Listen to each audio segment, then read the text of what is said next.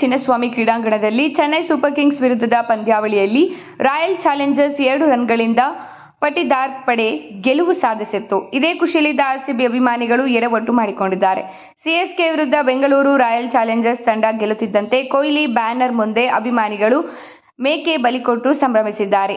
ಆದರೆ ಆ ಸಂಭ್ರಮ ಹೆಚ್ಚು ಕಾಲ ಉಳಿಯಲಿಲ್ಲ. ಚಿತ್ರದುರ್ಗ ಜಿಲ್ಲೆ ಮೊಳಕಾಲ್ಮೂರು ತಾಲೂಕಿನ ಮಾರಮ್ಮನಹಳ್ಳಿ ಗ್ರಾಮದಲ್ಲಿ ಆರ್ಸಿಬಿ ಅಭಿಮಾನಿಗಳು ಮಚ್ಚಿನಿಂದ ಮೇಕೆಯನ್ನ ಕಡಿದು ಕೊಹ್ಲಿ ಬ್ಯಾನರ್ಗೆ ರಕ್ತಾಭಿಷೇಕ ಮಾಡಿದ್ದಾರೆ.